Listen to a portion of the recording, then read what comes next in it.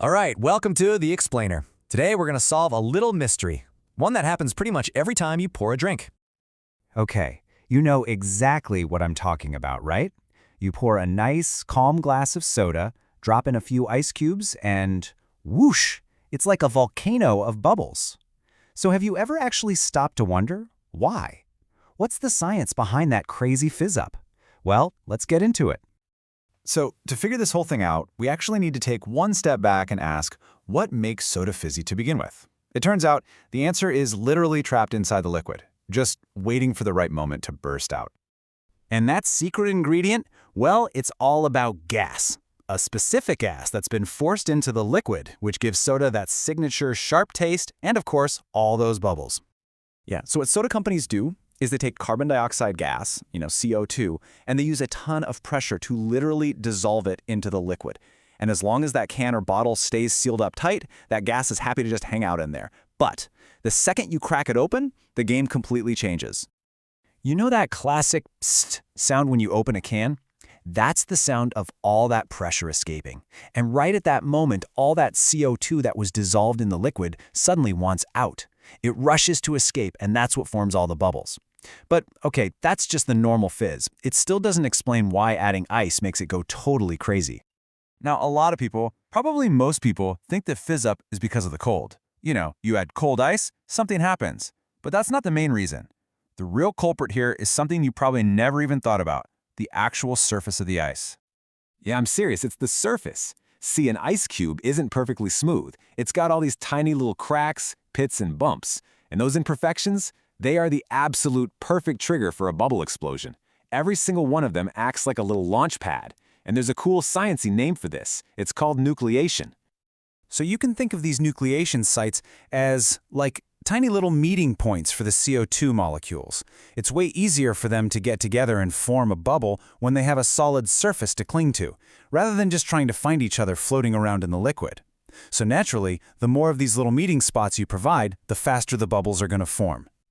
And you can totally see this in action. A really smooth glass, for instance, has very few of these nucleation sites. That's why you'll see bubbles streaming up from just a couple of spots. But a rough, jagged piece of ice? Oh, that's like a five-star resort for CO2 molecules. It's got millions of places for them to form instantly. And believe it or not, this is the exact same science behind another very famous and very messy experiment. Yep, the whole Mentos and soda geyser. A lot of people think it's some kind of chemical reaction, but it's not.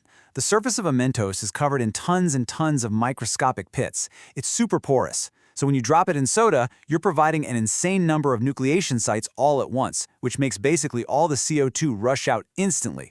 Your ice cubes are doing the exact same thing, just, on a much, much smaller scale. Okay, so the rough surface is clearly the star of the show here. It's the main actor. But temperature is a very important accomplice. It's not the primary cause, but it definitely plays a key supporting role. So let's take a look at how the cold actually helps things along. Now, this part is kind of weird. It's a bit of a paradox. You'd think that colder liquids are better at holding on to gas. And you'd be right. A cold soda will stay fizzy longer than a warm one. However, the act of rapidly cooling the soda by dropping in ice actually makes the CO2 that's already in there less soluble, just for a moment. It's like it gets a sudden push to escape. So that quick temperature drop adds a little extra fuel to the fire that the nucleation site started.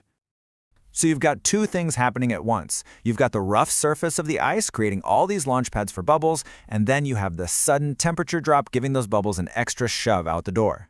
We can actually see how important the surface is with a really simple comparison. Think about it. What happens when you use crushed ice versus big ice cubes? The crushed ice fizzes up way more, right? That's because even if it's the same amount of frozen water, all those little pieces of crushed ice have a massive total surface area compared to a few big cubes. More surface area means way more nucleation sites, which means a much bigger, more dramatic fizz. So there you have it, the final verdict. It really is a 1-2 punch.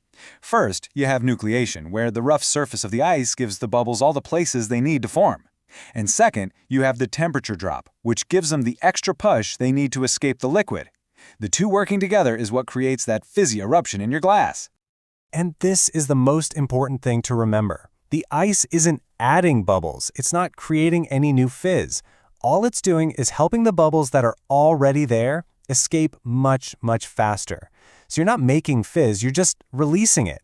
The ice is like a key that unlocks all that potential energy just waiting inside the soda. It's actually a pretty cool reminder that science isn't just something that happens in a fancy lab. It's happening all around us, all the time, even in something as simple as pouring a drink. So the next time you drop some ice in your soda and watch it fizz, you'll know exactly what's going on. Thanks for watching.